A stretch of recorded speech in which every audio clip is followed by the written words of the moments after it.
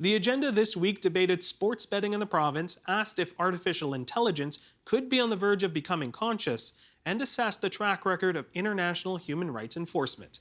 The agenda's week in review begins with the bombshell story of Toronto's mayor declaring his intent to resign. I don't care if I'm loved.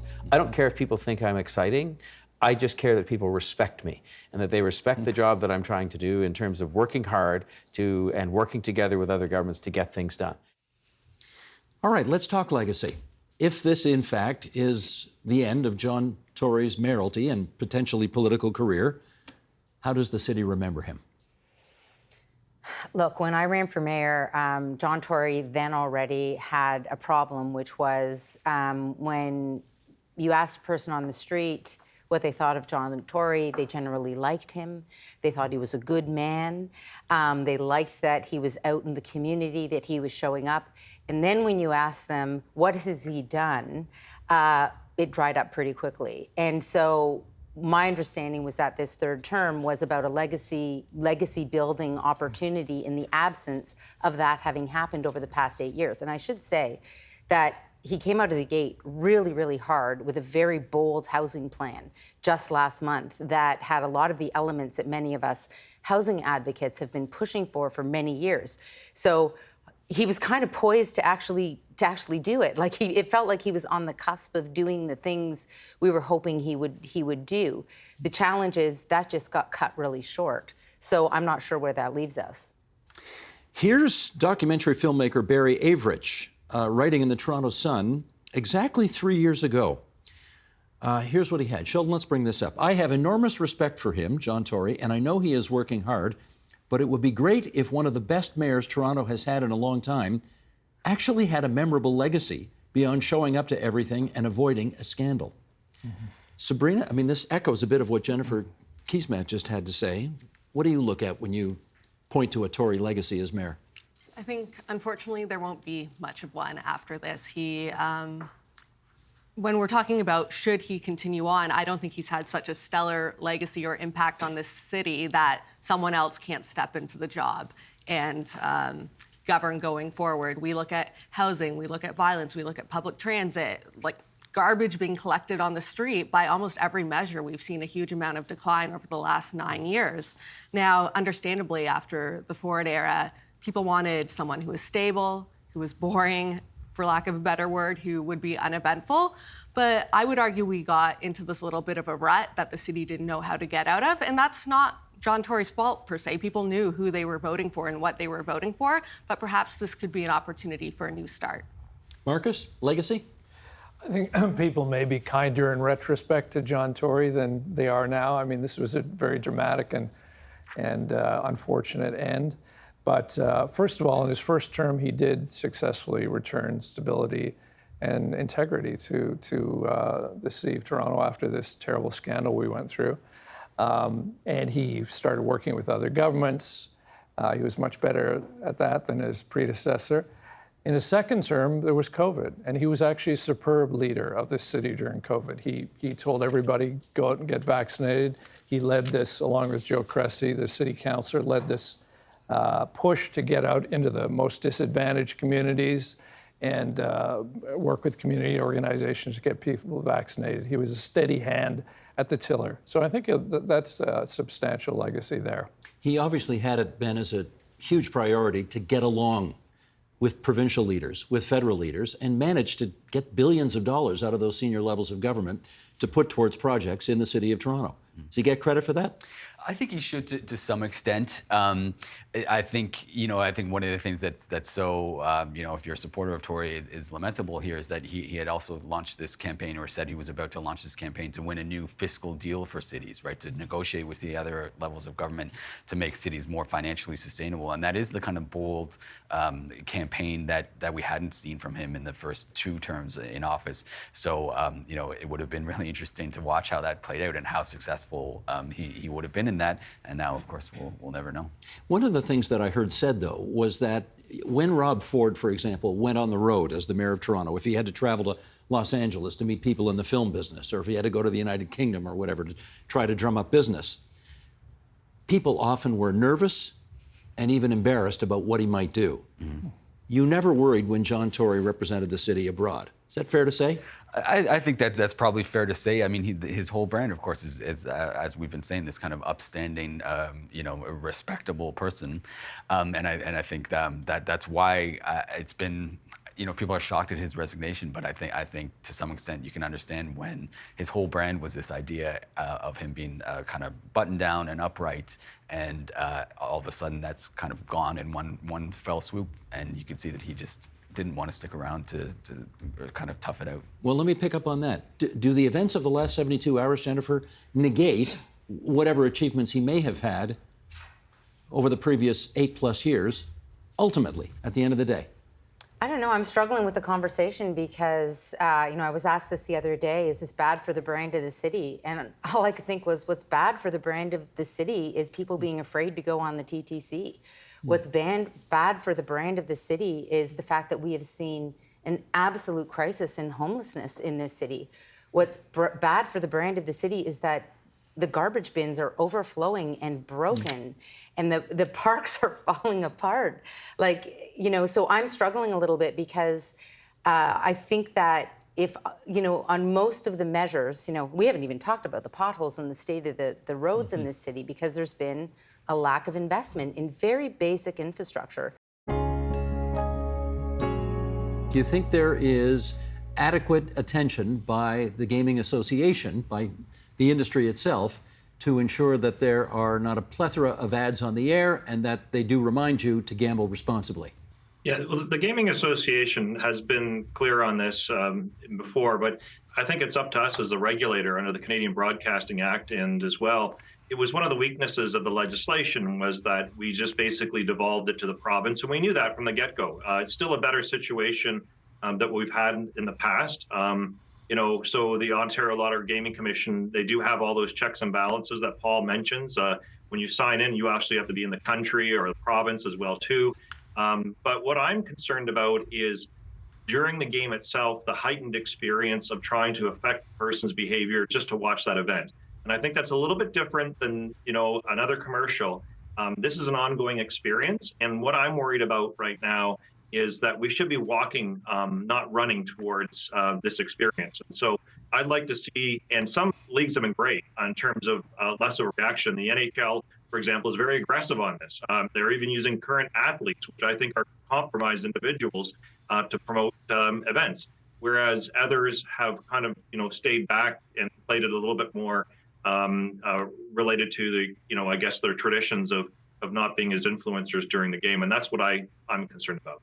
Chelsea, can I get you to comment on the advertising? Because I know that probably most of us have seen those ads with Wayne Gretzky and Connor McDavid, which are, frankly, they're good ads. They're quite funny. They certainly let you know what the product is. But I guess there's a question of whether or not the saturation amount is too much and what you think of them. Well, I think that by including celebrities, it creates this normalization of the gambling behavior, as this is part and parcel to the sports watching experience now, for example. And we know that when activities such as gambling are more accessible and the exposure goes up and therefore they're more normalized, you may see an increase of problematic gambling behaviors. So I can speak for our organization that many of our clients will use the terms, it's inescapable, right? I can't look anywhere, I can't go anywhere without being triggered. And when I say being triggered, that means triggering this strong urge to gamble. So it's very tough out there for some of our clients to maintain their sobriety in this particular climate. I understand that, but then let me do this follow-up. What percentage of people would you be talking about who are watching a game who might be triggered by seeing an ad? I wouldn't have that data necessarily. I don't think anybody has that data per se because this is so new. I can just speak to the majority of our sports gamblers that we see here at Problem Gambling at Hotel Dieu Grace Healthcare, that we speak about high-risk situations when we're trying to work out a recovery plan. And we say, try to avoid these external triggers as best you can. And with this increase in ads, it is becoming a little more difficult to do that naturally because it is almost everywhere that they look at this point. Well, let me take that up with Deirdre then. If you've got, let's say, 5 or 10% of the people watching any particular game who have a problem being triggered, are we really saying that we should be canceling all advertising if 90% are doing it, 95% are doing it just fine? Well, actually, it's interesting that we're talking about this because in the United States, the ICRG, the International Council on Responsible Gambling, has put out a call for a Center for Excellence on studying advertising and gambling to find out for sure what is the impact, right? We don't know, right? We don't. You don't have numbers either. We do not. And so all we have, Chelsea and myself, is this anecdotal evidence that it's different, that it's changed, that it feels oppressive, that it feels like you can't just do your normal activities without this inundation of ads. And so, my hope is that Ontario will also follow suit and do these kinds of studies. It's really important to know what exactly is happening with people before we make decisions about what to do. Paul. Yeah, no, and that's exactly right. Flutter International, which is a company, the parent company of FanDuel and PokerStars, is actually with the Responsible Gaming Council here in Canada, is funding a study to look at advertising because we do want to learn. There is a news. That's really what the new part is. The gambling activities have been accessible to Ontarians before and after all of this. Because the internet was there and available to anybody who wanted to use it, without many of the controls that are now in place. Do you have a sense about what percentage of people have a problem with gambling who are watching these games? Not watching the games, but we know in the population that the rates of severe problem gambling can, depending on jurisdiction, range from 0.5% to 1.5%. And then there's others that have control problems that may be episodic in many ways. And there is an understanding of that player, but what is advertising? And because we have had, as we said, we've had gaming advertising. Do we have more? Yes. But it's, in terms of, because it's different. And the activity is now creating these companies legal and regulated. With that comes the ability to provide advertising. You cannot answer these questions just from looking at the behavior of the machine. You have to understand what's inside. But I also agree with Melanie here I think Robert went a little far when he categorically dismissed that machines can understand or be conscious, because frankly, yeah, I am a blob of quarks and electrons that are processing information in a certain way, and so are all these AI systems. And I think it's carbon chauvinism to assume that somehow you can only have true understanding and sentience if you're made of carbon. I think what we've learned is that actually it doesn't matter whether you're made of carbon or silicon or some other kind of atom. It's just the information processing that matters. Robert, do you want to take another shot at shutting this down? So can machines eventually. Yeah, sure can. We talked about first of all creativity, and computers. I believe if you look at them right, or don't have the ability to be creative. What Lemoine is doing is judging a book by its cover. This follows the idea that Max is talking. One needs to look under the hood to see what's happening. And one of the great tests for creativity was proposed by Summer Bringsjord at Rensselaer, which says that a computer will be creative when it does something that is beyond the explanation or the intent of the original programmer. I maintain that GPT, which was recently labeled by Noam Chomsky as high-tech plagiarism, is not indeed creative. It's synthesizing a bunch of stuff, and often I've gotten answers from GPT-3, and if you Google some of the great responses that it has, you find out that it's on the web, so it borrowed it from somewhere. So I don't believe, and this is an arguable point, but I don't believe there's any case of a computer or AI passing the Lovelace test and demonstrating that it is truly creative like a human can be. Well, Melanie, let's try this. If an artificial intelligence were actually conscious, how would we know? Yeah, I don't know if there's any good test that will tell you if something is conscious or not. That's, as Max said earlier, we've argued for millennia as to whether animals are conscious or even certain, plants or other structures. And no one agrees on whether these things are conscious. We don't have a rigorous test. But I think that we all probably agree that consciousness does require the notion of experience. it requires the notion of having a sense of yourself, that you have kind of a model in your brain of that you are an entity, that you have feelings, that you have emotions, that there is a you there. And we know that language models like ChatGPT or GPT-3 or Lambda don't have that. They don't have that kind of model of themselves as an entity. They don't have experiences. They are computing probabilities over the next words or phrases in language. So I think we can very confidently say that these systems are not conscious, but we don't have a rigorous test to sort of prove that. And that's been a philosophical argument for forever, since the early days when people even started thinking about consciousness. Look at Syria. Look at if I'm a Uyghur in China, if I'm a Syrian who has been bombed or jailed or brutally killed by my regime, or if I'm in Africa or some other country and simply the police, not a systematic effort, but the police on a daily basis violate my rights. What is human rights doing for those people? And those people are in the billions.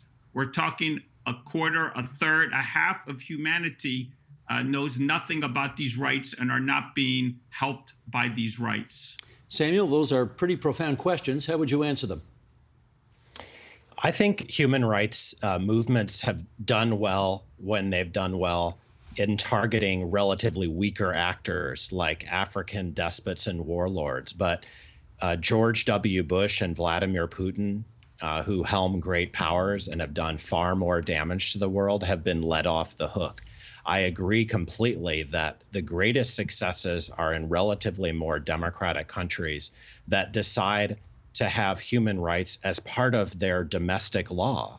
And then human rights can become about citizens' movements challenging their states from within, and their successes can be extraordinary. Let's pick up on some of those names. Farida, do you imagine for a moment that Vladimir Putin worries about what the international human rights movement thinks about what he's doing? I think he does. I think when you see the targeted sanctions that have been put in place, where Canada, in addition to other countries, have imposed widespread asset freezes on a number of high-level Russian officials. They can't really travel freely anymore. Their assets are frozen.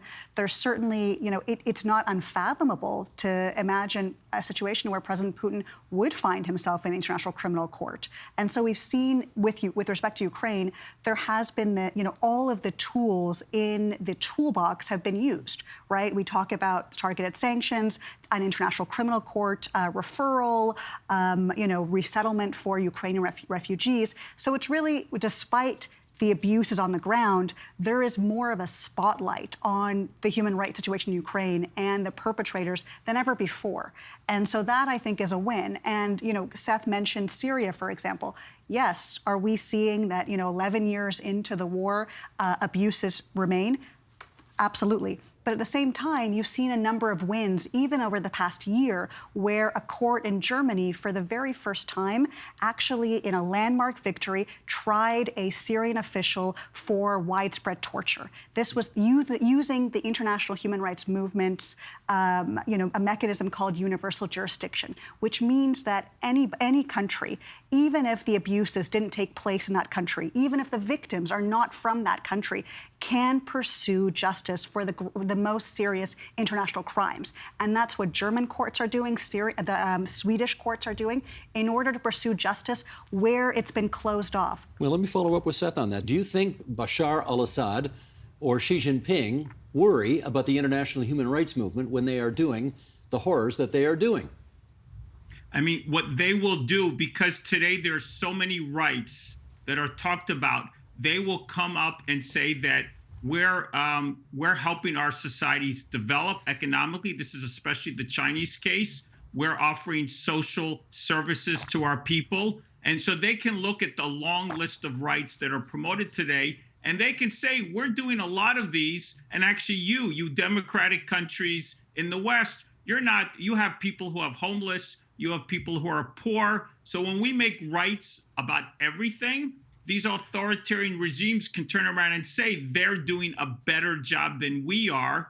We're forgetting the history of these successes. The history of these successes were achieved because they focused on a small number of rights, religious freedom, conscious freedom, to think as you want, to say what you want, due process, rule of law. When we forget the basic rights that won these battles and we focus on everything, the authoritarian regimes not only are not scared, but they turn around and use rights against us.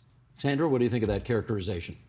Yeah, I mean, I think what he's saying there is just that perhaps you're diluting rights by expanding them, or you're picking and choosing. But I think if you look at what happens in the international system, you know, it tends to be that rights are reflected from the international society and reflect what is of concern to the international society.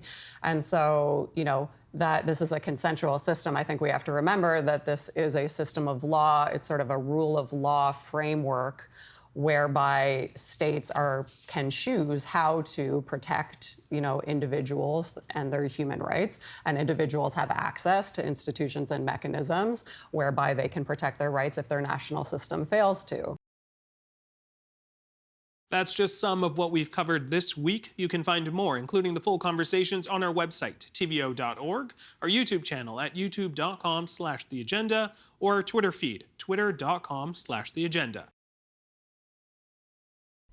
The Agenda with Steve Paikin is made possible through generous philanthropic contributions from viewers like you. Thank you for supporting TVO's journalism.